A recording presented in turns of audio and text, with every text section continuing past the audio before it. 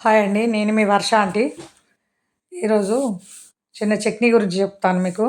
చట్నీ ఏంటంటే అందరూ చేసుకునే చట్నీయే. ఈరోజు అసలు యాక్చువల్‌గా కూర అనుకున్నాను. అనుకోను నిన్నటిదే కొంచెం కర్రీ ఉండే దాంతోనే తిని తొందరగా పోదాం టైం లేదనుకున్నాను. అనేసరికి కూర ఏం కర్రీ ఉందంటే నిన్నటిది మన ఏంటిది గోరుచిక్కుడుకాయ కర్రీ ఉండే.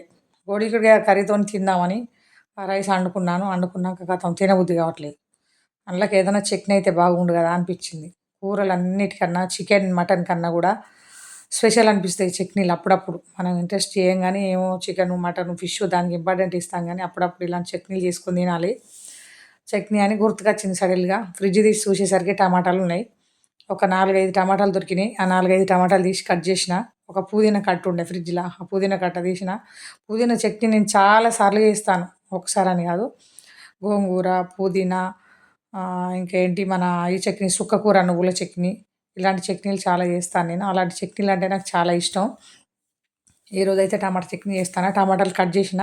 4 టమాటాలు, కొన్ని పచ్చిమిర్చి మన ఇంకా పుదీనా ఏసి కొంచెం నూనె ఏసి టమాటాలను ఉడికించిన తర్వాత ఏం చేస్తాను చూడండి. ఇంకా వీటితో పాటు చాలా రకాల చట్నీలు ఉంటాయండి. అందులోనే ఎల్లిపాయలు కూడా ఏసేసిన. కొన్ని పొట్టేసినయి. ఎందుకంటే గోలితే పచ్చి పచ్చి లేకుండా మిక్స్ చేసుకున్నప్పుడు చాలా బాగుంటాయన్నమాట. దానికోసమని వీటిని మిక్స్ చేసుకుందాం ఇంకా. మిక్స్ చేసుకునే ముందు కొన్నన్ని నువ్వులును, పల్లీలు కొంచెమే ఉండే.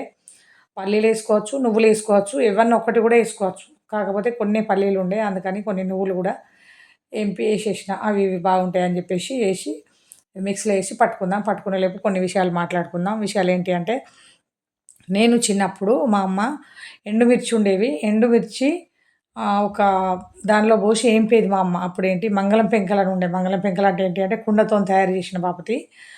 ఆ ఊర్లల్లో అవి మరి పెంకలు లేకనా ఎట్లనో తెలవకపోయేది గానీ, వాటిలల్లో ఏస్తే మాత్రం భలే టేస్టీగా ఉండేది.